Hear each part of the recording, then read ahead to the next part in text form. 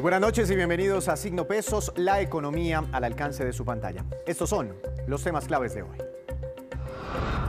Las cuentas del Fondo Nacional del Ahorro. La presidenta de la entidad, María Cristina Londoño, nos acompaña hoy para reportar cómo va la entidad en época de pandemia, cuánto se ha colocado en créditos y cuántas familias han logrado su sueño de tener una casa propia gracias a los servicios de esta entidad. A la defensa del fracking, el presidente de Naturgas, Orlando Cabrales, le pidió a la Cámara de Representantes darle vía libre a estos proyectos de explotación de hidrocarburos. Asegura que permitiría extender el servicio de gas natural a millones de familias. Hablaremos con el directivo. La visión de un gran empresario. En la movida empresarial, Juan Fernández nos trae una entrevista con César Caicedo, presidente de Colombina, hablando sobre pandemia, crisis económica y su visión del futuro cercano. Comenzamos esta emisión hablando del Fondo Nacional del Ahorro, una entidad que se ha convertido en un apoyo clave para miles de familias colombianas por el tipo de servicios que ofrece. Por eso le doy la bienvenida a la doctora María Cristina Londoño. Ella es la presidenta del fondo. Doctora Londoño, buenas noches, bienvenida. Gracias por estar aquí en Signo Pesos. ¿Cómo ha estado? Buenas noches, Víctor, para ti, para todo el equipo de Caracol y para todos los oyentes. Encantada de estar con ustedes. Doctora Londoño, usted hoy presentó como un corte de cuentas el balance de la entidad en este 2020. ¿Por qué no nos hace un resumen cómo les ha ido en esta época de pandemia? ¿Se fortaleció, se debilitó patrimonialmente esta entidad? No, Víctor, gracias a Dios, en época de pandemia, a pesar de toda la crisis y a pesar de lo difícil que es la situación, nos hemos seguido fortaleciendo patrimonialmente. En este momento ya estamos en casi 2.2 billones. Para recordarles, hace un tiempo y en el gobierno anterior le sacaron 400.000 millones de pesos al patrimonio del Fondo Nacional del Ahorro. Quedamos en 1.000.000 casi 800 y ya en este momento estamos, para ser exactos, en 2.192 billones, o sea, 2.2 billones de patrimonio. Hemos recuperado casi todo el patrimonio que nos retiraron y se ha venido fortaleciendo la entidad para poder atender a los colombianos de la forma en que lo necesitan. Doctora Londoño, atendiendo a los colombianos, ¿cómo les fue con la colocación de créditos para vivienda, que es una de las principales tareas?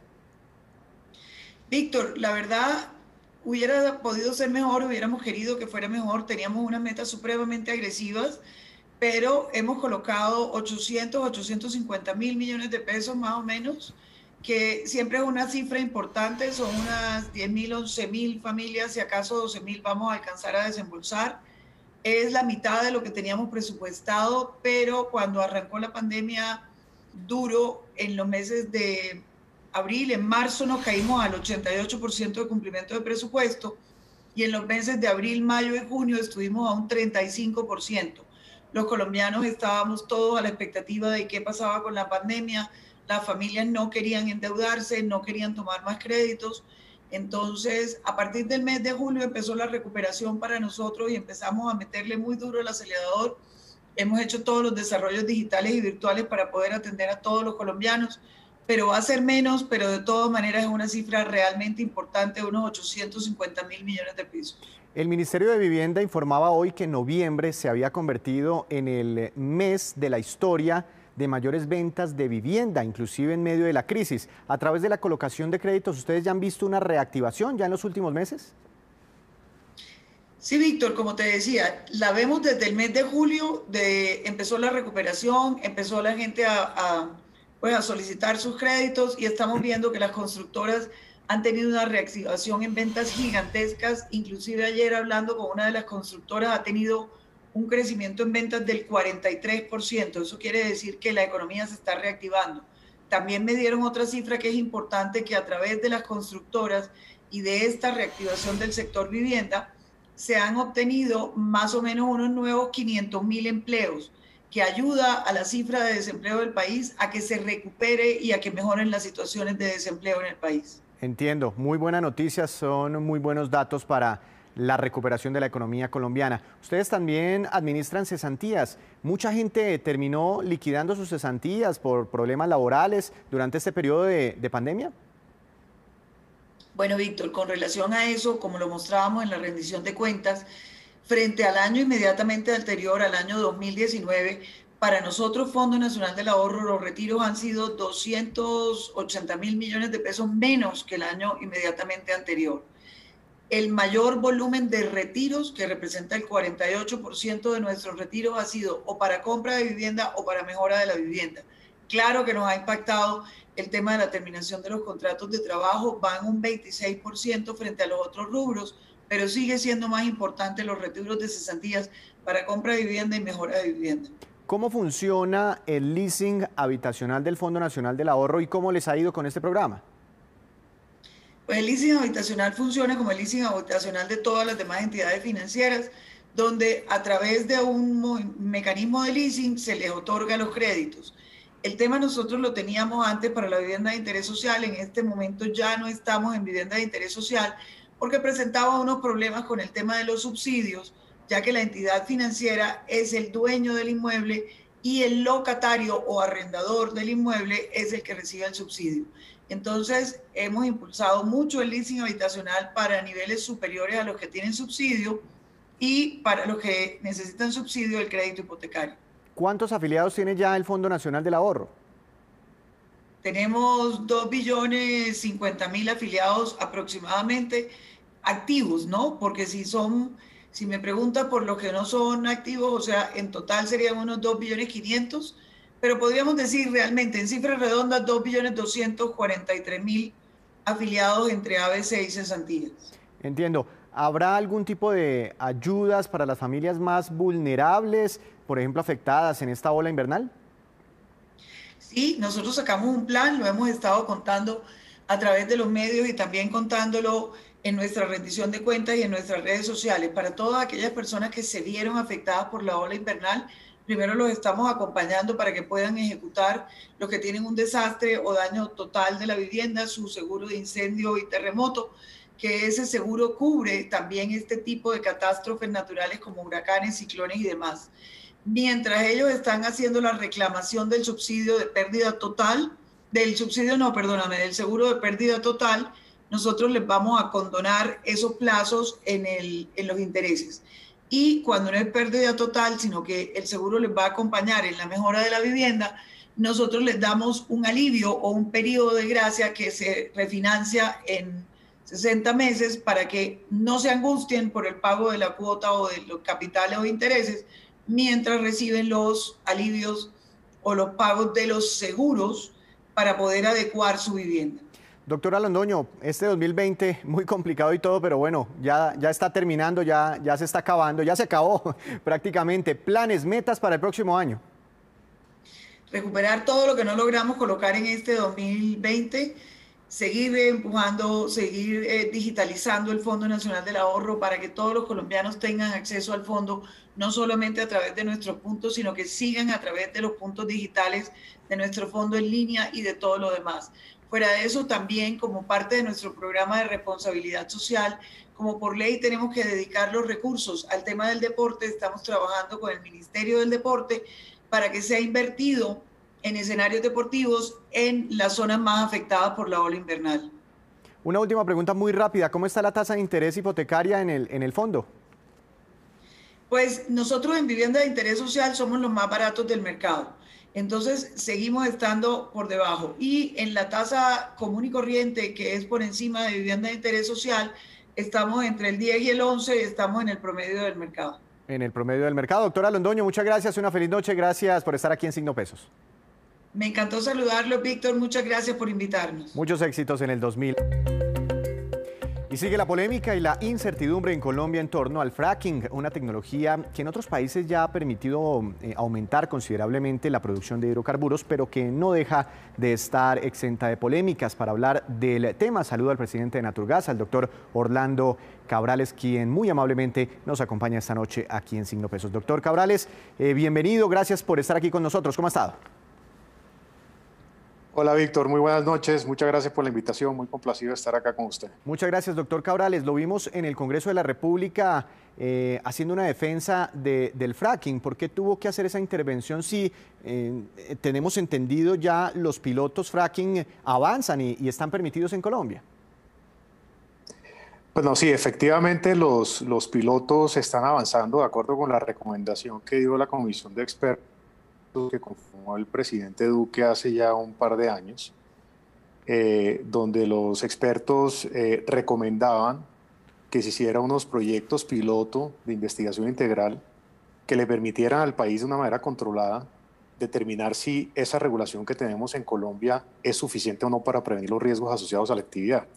Entonces, hacer esos pilotos, repito, de una manera controlada, en una pecera, con la generación de información que le permita a los colombianos tomar la mejor decisión, nos va a permitir determinar con una aproximación científica a este tema, que es lo que hay que tener, esa es la aproximación correcta, si debemos hacer fracking en Colombia o no.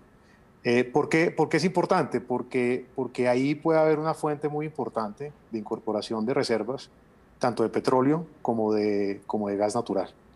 O sea, si le entiendo bien, en Colombia está permitido ya el fracking, pero con fines científicos, más no comerciales. Es decir, una petrolera no puede ir a hacer fracturación hidráulica para lucrarse comercialmente. En este momento la aproximación, como le digo, es evidentemente científica. Va a haber cuatro proyectos piloto en el Valle Medio del Magdalena, y con base a la información que se derive de esos proyectos piloto, se tomará la decisión si se sigue adelante o no. Correcto. Doctor Cabrales, ¿por qué para el tema del gas, dicen ustedes desde el sector, es importante que se haga fracking en Colombia? ¿Cuál es la razón? Pues mire, Víctor, aquí hay una cosa muy importante, y es que nosotros como industria del gas estamos también comprometidos con una descarbonización de la industria del gas, ¿no? En el mediano y largo plazo uno ve que hay oportunidades para descarbonizar la industria del gas. Por ejemplo, con lo que se llaman los gases verdes.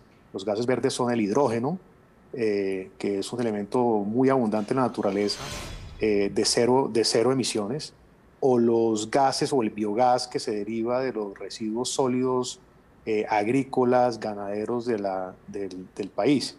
Esos son gases absolutamente renovables y, como le digo, la industria está comprometida a desarrollar tecnológicamente y de manera competitiva ese tipo de gases que nos va a permitir descarbonizar también la industria del gas, como lo estamos viendo en la industria eléctrica, donde hay una mayor electrificación con la incorporación de energías renovables. Con la industria del gas pasa exactamente lo mismo. Pero mientras que llegamos allá, mientras que esas tecnologías son competitivas y se hacen los desarrollos tecnológicos que hay que hacer, necesitamos todavía gas natural. Y el gas natural, dentro de la familia de los fósiles, es un combustible que es muy amigable con el medio ambiente. Por un lado, supone una reducción de casi el 100% de algo que se le llama el material particulado, que es el que afecta la calidad del aire de las ciudades. Ese aire que respiramos muy regular en nuestras ciudades proviene principalmente de ese elemento, de ese contaminante que es el material particulado. La combustión del gas lo reduce casi en un 100%, por eso usted ve cada vez más buses y camiones utilizando gas natural, pero también desde el punto de vista de la discusión del cambio climático, de los gases de efecto invernadero, de la emisión de CO2, la combustión de gas representa una reducción entre el 30 y el 50%, dependiendo qué combustible reemplaza, si son combustibles líquidos o carbón. Entonces, el gas es muy importante seguir utilizándolo, y por eso, mientras que llegamos a esas nuevas tecnologías de gases verdes que acabo de mencionar, hay que ir integrando en la matriz cada vez más una participación de gas natural. Y le doy un elemento final muy importante. ¿Por qué es importante tener gas natural?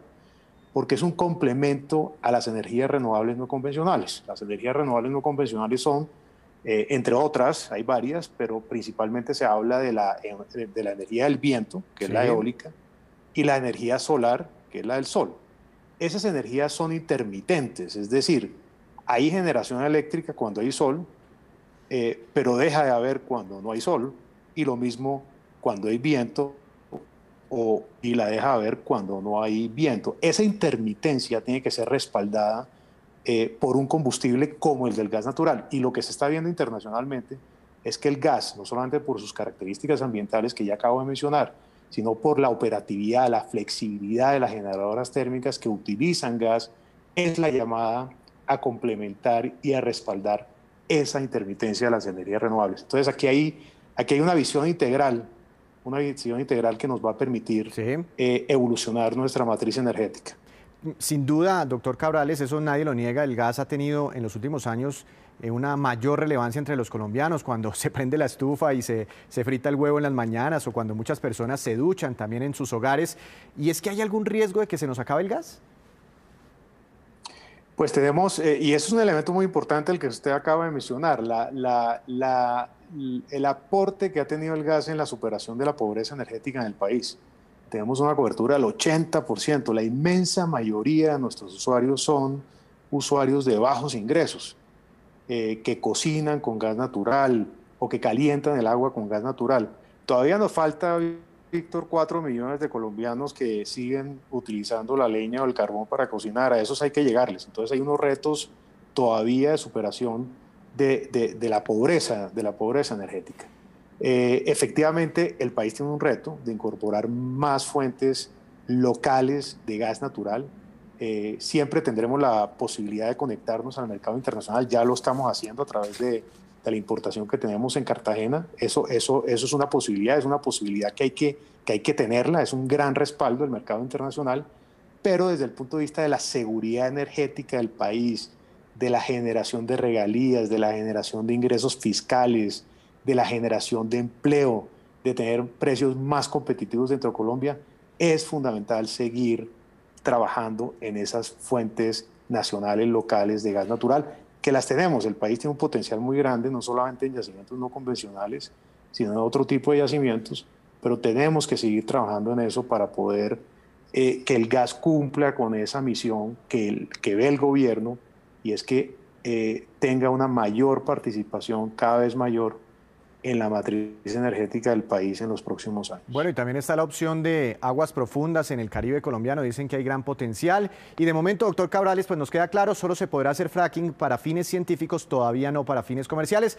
Muchas gracias por acompañarnos esta noche en Signo Pesos. Muchas gracias, Víctor. Muchas gracias por la invitación. Que tenga... Regresamos a Signo Pesos con esta que es la cifra económica del día, 88.339 millones de pesos, y corresponde al plan de inversión aprobado por el COMPES para impulsar el comercio electrónico en nuestro país. Dentro del plan habrá capacitación a 3.900 empresas y 20.000 emprendedores. En el sector rural beneficiarán a 8.800 productores agropecuarios para que también incursionen en las ventas por Internet. Muy interesante. Y a esta hora llega Juan Fernández, que para hoy nos tiene un tema especial. ¿De qué se trata, Juan? Buenas noches, adelante. Víctor, buenas noches. Hoy tengo un invitado, César Caicedo, presidente de Colombina, una de las empresas más queridas de los colombianos, quien habla del panorama de los negocios en esta época de COVID-19. Al ser una compañía casi centenaria, se han enfrentado a muchísimas crisis durante todos estos años. Revisando los archivos históricos de la empresa, ¿qué tan certera o no puede ser esta crisis comparada con las demás? Esta compañía se funda en 1927 y justo en 1929 viene la Gran Depresión Mundial, básicamente se derrumba la economía mundial y Colombina entra en proceso de liquidación. Y mi abuelo, quien fuera el fundador de esta empresa, tenía unos socios, como se dice popularmente, los socios tiraron la toalla, mi abuelo siguió luchando por la compañía. Él se hace a cargo de la liquidación y la compañía la vuelve a poner a operar y la compañía arranca y tiene otra vez y arranca su segundo nacimiento, digámoslo así. Entonces, muy temprano vivió esa crisis. Y después han habido en el curso de la historia muchas crisis. Por ejemplo, pues recuerdo por lectura y por cuentos narrados por mi padre, por ejemplo, yo diría que a finales de los 70 la compañía había tenido un periodo de expansión importante, pero pues mi padre, que se había hecho a cargo de la compañía, hizo una serie de inversiones muy grandes, se tuvo que endeudar y arriesgarlo todo de alguna manera. Y pues en momentos que las ventas no se dan, los intereses están altos y los intereses hay que pagarlos y las deudas hay que pagarlas, hubo momentos de mucha tensión, mucho estrés, hay reuniones famosas que se cuentan en la sala de juntas y nos acordamos de la historia de cómo se sortearon todos esos momentos difíciles. Mucha gimnasia financiera, mucho aguante, mucha colaboración de todo el mundo que trabaja en la compañía, colaboración de la banca misma, y el negocio, como se dice, tuvo el agua por encima del cuello y con la perseverancia el negocio logró salir adelante. A mí en particular me tocó una crisis, por ejemplo,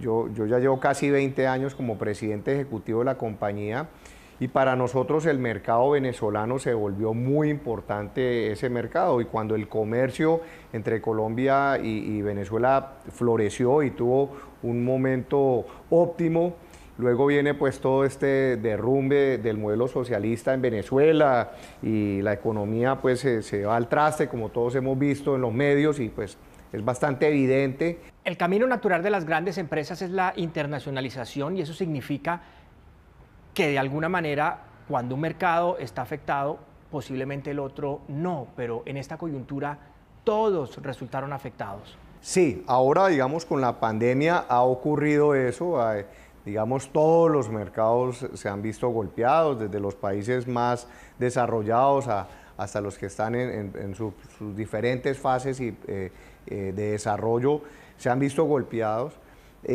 Afortunadamente para nosotros digamos tenemos el negocio sustentados en varios negocios. Colombina en su origen es una compañía muy dulcera, pero a través del tiempo hemos ido evolucionando a ser una compañía más de alimentos. Entonces, a través de la constancia con la venta de conservas, salsas de tomate, mayonesa, mostaza, etcétera, ese negocio, por ejemplo, ha marchado muy bien en la pandemia. La gente, al no salir a comer en restaurantes, al no salir a la calle a comer, come mucho en el hogar, y eso nos ha ayudado. Obviamente, por el lado de los dulces, el negocio, por el contrario, se ha visto muy afectado, pues porque los niños no han ido a la escuela y el consumidor está muy guardado en sus casas, y el consumo de dulces es un consumo muy que se da en la calle. Otros negocios como la distribución de atún le ha ido muy bien. Esta es una compañía transnacional y usted por supuesto tiene una visión regional, global de los negocios. ¿Cómo siente ese clima en los negocios de manera general? Y yo creo que esta pandemia pone a prueba de qué estamos hechos los latinoamericanos, porque entiendo como región pues Latinoamérica. Y es ahí donde hay que buscar los grandes consensos y guardar la cabeza fría. Mucho se habla y todos vemos que es el momento del populismo, de las opiniones totalmente encontradas, de la gran polarización. Yo creo que eso es un gran error, claramente es un gran error. Yo creo que hay que analizar con frialdad esa buena evolución que se traía, mantener lo bueno de eso que se traía y buscar el espacio como siempre para seguir mejorando. Obviamente hay que invertirle más a la educación, eso está claro, eso es deseable para cualquier sociedad. La educación y la igualdad de oportunidades es lo mejor que puede hacer un país para que sea un país más próspero y que haya mayor igualdad de condiciones para todos. Eso no se da con decirlo y con el deseo, eso se da es generando puestos de trabajo, generando economía que paga impuestos, que permite pagar la educación, puestos de trabajo que permiten que en la medida que haya más demanda, hay mejores ingresos para todos. Hay que atraer la inversión nacional y la inversión internacional. Entonces, si no nos ponemos a esa tarea y por el contrario, en el desespero nos enloquecemos y tratamos de armar un nuevo mundo y copiar modelos fallidos, pues el resultado va a ser muy claro. Vamos a tener un modelo fallido. Si uno copia un modelo fallido, pues uno va a fallar. En un país como este, la mitad de la economía sea informal. Eso es un punto importantísimo, Juan, importantísimo. Yo creo que eso es uno de los peores problemas y pecados que tenemos los colombianos y muchas economías de Latinoamérica. Casi la mitad de la economía es informal. Y eso no está bien, porque eso significa mitad de la población que no, de alguna manera, la población y la economía y negocios informales no le están aportando al Estado social. O sea, uno al pagar impuestos, al pagar fiscales, al estar dentro de la formalidad, uno está aportando al Estado social. De ahí es que salen los fondos para pagar la educación, toda la seguridad social, todos los aspectos de cuidados de salud, sale de ese dinero. Si mitad de la economía está, como se dice, por debajo del radar y no pagan impuestos, no pagan para fiscales, simplemente están yendo gratis en el carro y no están aportando a eso que necesitamos precisamente para que haya más inclusión, para que haya más educación, para que haya más oportunidades. Si hay algo que ha marcado a las empresas, a las universidades, a las escuelas de negocios durante todos estos años, ha sido ese cuento de la misión, de la visión, de cómo se proyectan las empresas durante los próximos 15 o 20 años, pero quizá todo eso está desvirtuado porque las decisiones ahora deben tomarse dentro de días, dentro de pocas semanas. Yo creo que primero que todo esta pandemia le cambió el plan de vuelo, por llamarlo así, a casi todo el mundo. Y además ha pasado algo, la humanidad con el desarrollo tecnológico y de las comunicaciones y redes sociales, etcétera, la velocidad de la vida se ha acelerado mucho, para el gusto de algunos y quizás hasta demasiado, hasta de pronto me incluyo ahí. A veces uno añora y valora cuando la vida andaba un poco más lento, pero la realidad es esa. Entonces yo creo que hoy en día el que las empresas de cualquier tamaño, grandes, pequeñas, medianas, el ser más ágiles en su toma de decisiones, en cambiar los esquemas cuando los tengan que cambiar, en replantearse situaciones que parecían invariables. Muchas gracias a Juan Fernández y al presidente de Colombina. Y ahora vamos con estos que son los indicadores económicos que usted siempre debe conocer antes de irse a dormir. La tasa representativa del mercado que regirá hasta el próximo lunes será de 3.467 pesos con 49 centavos. Cayó toda la semana el dólar en Colombia, precio más bajo desde el 5 de marzo. El petróleo de referencia Brent para nuestro país subió 0,80%, superando los $49 por barril. Precio más alto también desde el 5 de marzo. Es impresionante esa relación inversa entre estos dos activos. El dólar y el petróleo tienen hoy el mismo precio del pasado 5 de marzo. El café para nuestro país mañana se estará comercializando en promedio a 1.010.000 pesos por carga. El índice Colcap de la Bolsa de Valores de Colombia, jornada muy alcista, ganancia de 3,32% en línea con Wall Street y los mercados internacionales. Wall Street cierra hoy en máximos históricos. La acción más valorizada fue la del banco BBVA en nuestro país, con ganancia del 6%. La que más cayó fue la de Grupo Energía Bogotá, con un retroceso de 0,34%. Antes de despedirnos, los dejo con el siguiente dato. Por estos días que tanto se habla de la compra de las vacunas contra el COVID, es bueno aclarar cuánto cuesta una dosis según la farmacéutica que la fabrica. Esos son los datos aproximados según varias fuentes. La vacuna de Moderna, la dosis cuesta 31 euros, de Sinovac 25 euros, la de Pfizer y BioNTech, aparentemente la más avanzada, 17 euros, y la de Johnson & Johnson, 8 euros. Así terminamos por hoy, pero los esperamos la próxima semana con toda la información económica que usted necesita saber. Esto es Signo Pesos, la economía al alcance de su pantalla. Feliz fin de semana, feliz noche.